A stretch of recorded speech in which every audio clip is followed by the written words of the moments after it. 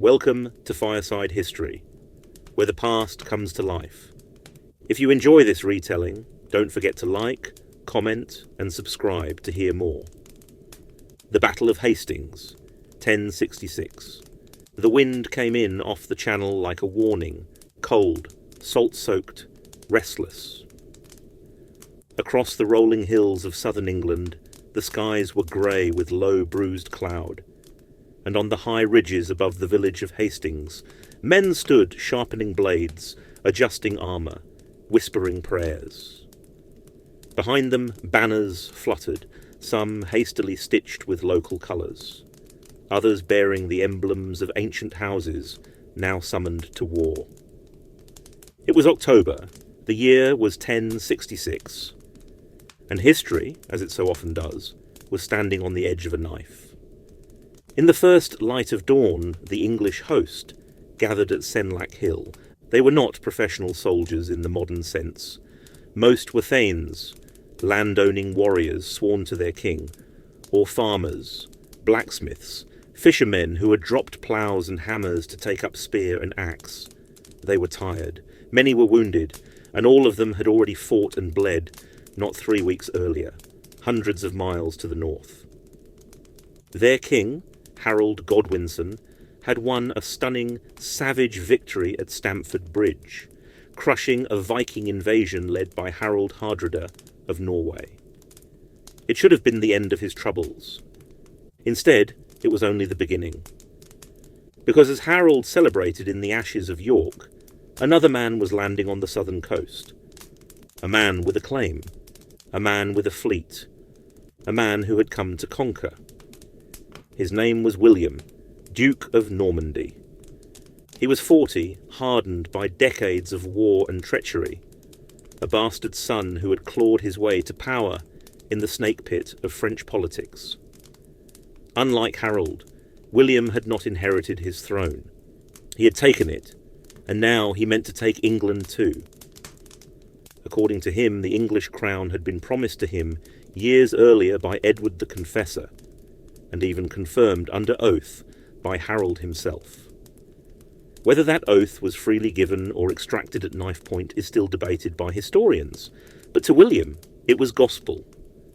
So, on the 28th of September, he landed unopposed at Pevensey with a force estimated between 7,000 and 10,000 strong, knights, infantry, archers, siege engineers.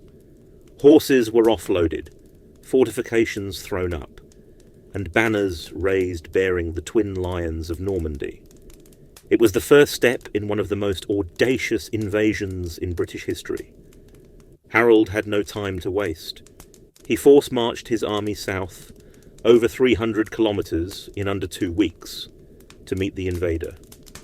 He could have waited, could have summoned the third from across the kingdom, swelling his numbers. But Harold was a man of action. And perhaps more importantly, he was a man in a hurry.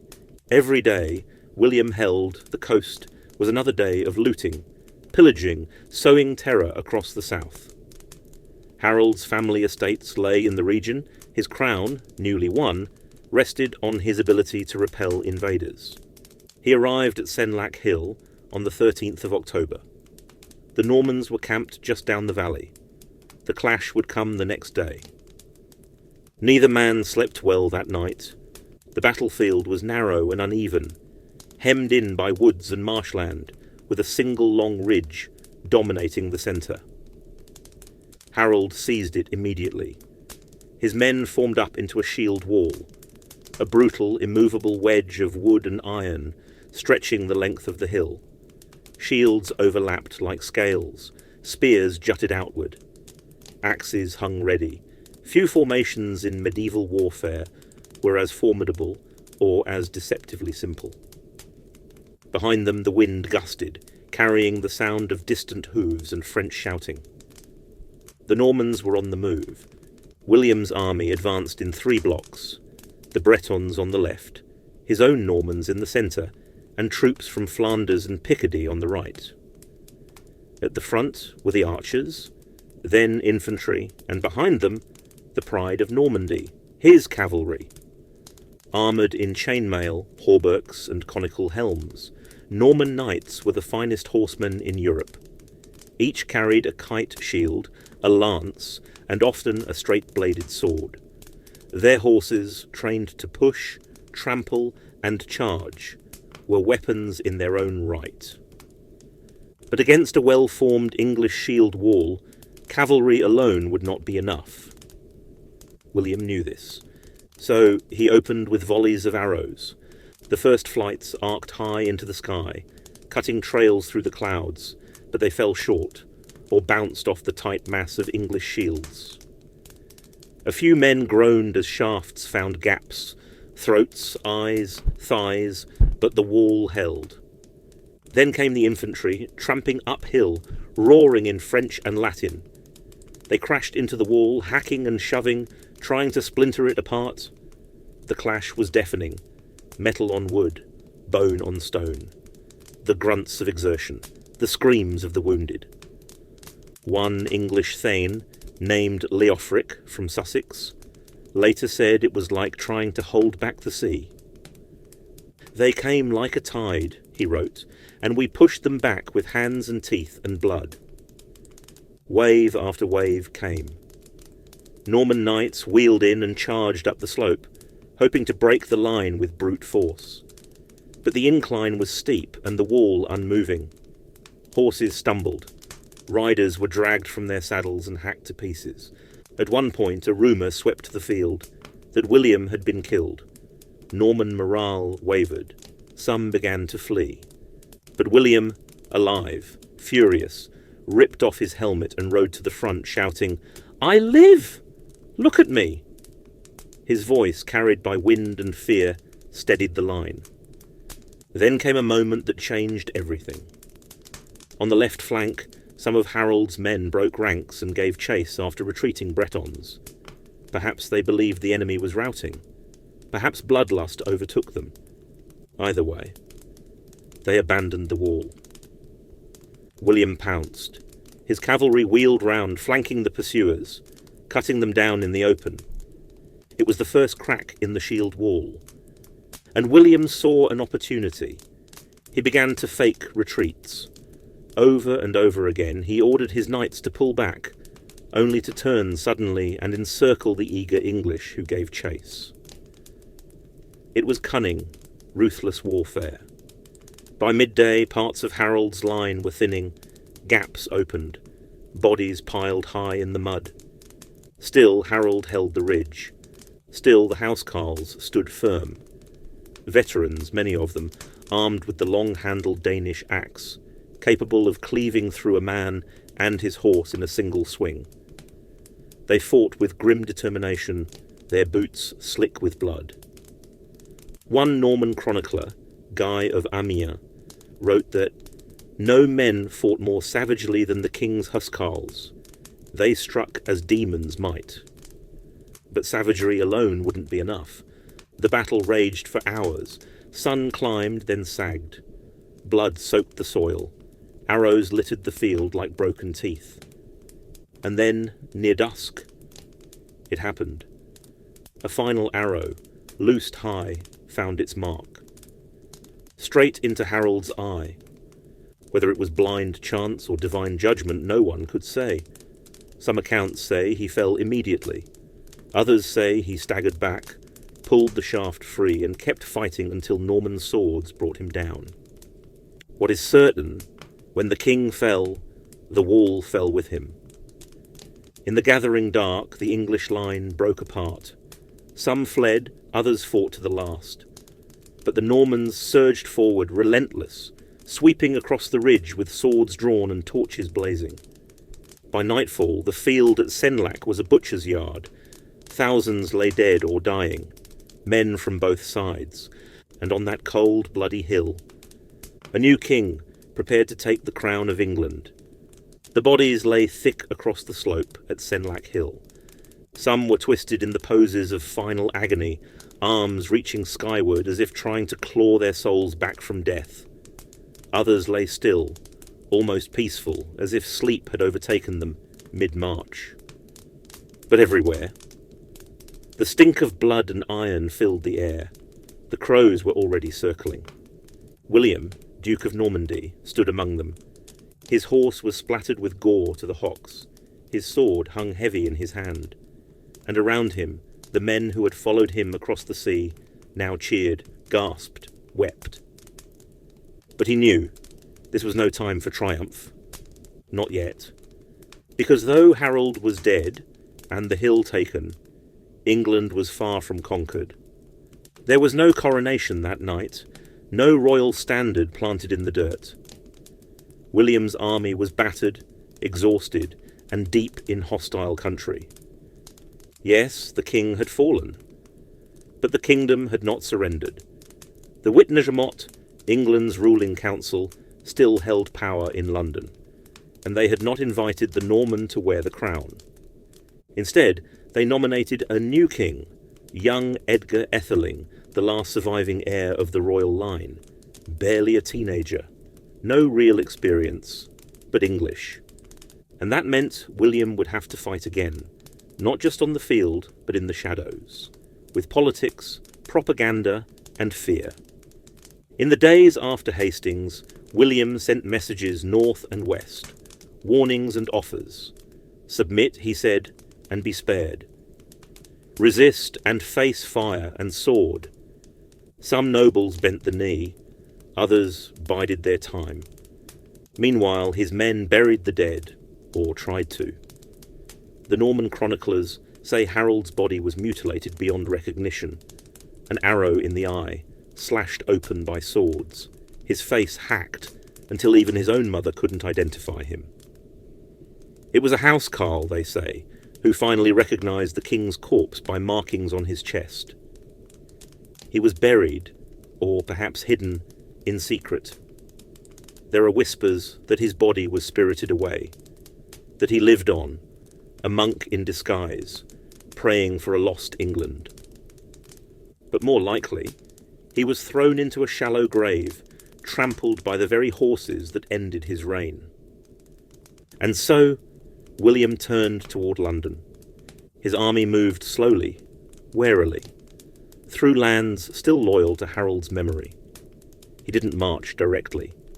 Instead, he circled northwest, burning villages and seizing supplies as he went, a show of strength designed to sap resistance before it could organise. Every fire lit was a message. This is your new king. By early December, the Norman army had reached the outskirts of London.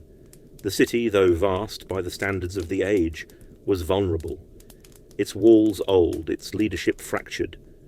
The Witenagemot met again, and, faced with no good options, bent the knee. Edgar was set aside, and William was crowned King of England. The coronation took place on Christmas Day, 1066, at Westminster Abbey. But it was no peaceful affair. As the Archbishop placed the crown on William's head, and the crowd shouted their acclamations in both English and Norman French, the guards outside, not understanding the words, thought a riot had broken out. They panicked, drew weapons, set fire to nearby houses. Flames rose as William took his oath. The first act of his reign was nearly drowned out by screams and smoke. Make no mistake, despite the crown, William's position was not secure. He ruled a foreign land, in a foreign tongue. His knights were outnumbered, his grasp on the north tenuous at best. England might have submitted on paper, but in the hearts of many, rebellion still brewed, and it didn't take long to ignite. In the years that followed, William faced uprisings from every corner of the country. The north especially seethed with unrest. Yorkshire, Northumbria, Durham, places still clinging to the old ways, the old blood. Vikings from Denmark arrived to support local rebels. The fires of resistance flared. William responded with brutal clarity. The harrying of the north, as it came to be known, was no mere military campaign. It was a scorched earth policy. Norman troops moved from village to village, slaughtering livestock, burning crops, poisoning wells. Entire communities were wiped out, not in battle, but in hunger and cold. Estimates say over 100,000 people may have died. The land itself turned to wasteland. Even years later, tax records listed vast swathes as waste. No income, no people, no life. It was a lesson, a punishment, and a warning. This was how the Normans would rule. And yet, even amidst the terror, something extraordinary was happening. A transformation, a collision of cultures that would reshape the English world forever. The Normans brought more than soldiers. They brought law, architecture, administration, the beginnings of what we might now call the English state. Stone castles rose where wooden halls had stood. French became the language of court and nobility. English grammar began to bend and shift. The very names changed. Harold, Leofwine, Gurth. These were swept aside by Williams and Roberts, by Matildas and Alains. A new ruling class was being forged, not purely Norman, not wholly Saxon, but something else, something new. And still, the memory of Hastings lingered. In the villages of Wessex and the forests of the Danelaw, stories were whispered by firelight, of Harold, the last English king, of the axe-wielding housecarls who stood shoulder to shoulder, unbroken until the end, of the hill where England's fate was written in blood. Some said Harold had been betrayed, that the Pope himself had sided with William, that England had lost not just a king, but its soul. Others believed the old gods had withdrawn their favour, that England, too proud, too divided, had fallen by its own hand. But all agreed on one thing. Nothing would ever be the same again.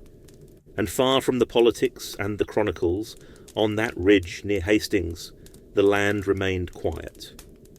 The bodies were gone, the banners long taken down, but the earth remembered. In the spring, wildflowers grew across the fields where housecarls had bled. In the breeze, the sound of wind through grass might still carry the faint echo of axe on shield. A final cry, a charge unanswered. It was not the end of the story, but it was the end of something old. A world gone, with one arrow, one oath, one battle. In the years after the Conquest, England became a land of watchers. Eyes behind hedgerows, voices behind doors, men speaking French in halls built by English hands, and Englishmen forced to bow in silence. The war had ended, yes. But peace was a fiction. What followed Hastings wasn't just occupation, it was transformation. Slow, ruthless, permanent. William, now styled William the Conqueror, moved swiftly to cement his grip. Every decision was deliberate, every appointment calculated. The old nobility and the backbone of Saxon England Bay was broken, scattered, or executed. Their lands seized, their titles redistributed to Norman knights and barons, men who owed everything to William, men who would bleed to keep him in power. The Domesday Book, compiled 2 decades after the Conquest, is a monument to that control. It catalogued nearly every village, cow, field and plough in the land, not for curiosity, for taxation, for dominance. It was, in effect, the bill for conquest. England would pay it in full, and with domination came fear. William built castles, hundreds of them, in stone, not wood. Bastions of Norman presence in the heart of English towns, London, York, Durham, Lincoln. Each one a physical declaration, we are here to stay. The most infamous rose beside the Thames, the White Tower, stark, cold, impenetrable. Today we call it the Tower of London. Back then it was the fist of a foreign king. For the common folk, life grew harder. The language of justice changed. Laws were unfamiliar, harsh. A new currency system emerged. tolls increased. And beneath it all, the humiliation, the quiet, daily indignity of knowing that everything was no longer theirs. Even the church changed. Archbishop Stigand, who had crowned Harold, was deposed, replaced by Lanfranc, an Italian reformer loyal to William. Cathedrals were redesigned in Norman style, great stone crosses of French ambition planted in the soil of English faith. For the peasants and priests, the conquest was not just a war.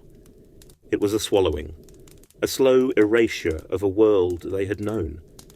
But history is never clean, and conquest, for all its thunder, never lands with perfect precision. In time, the Normans adapted too. The conquerors, confident and foreign, began to absorb fragments of the people they'd subdued. English wives, English customs, English food, dress, and even some words.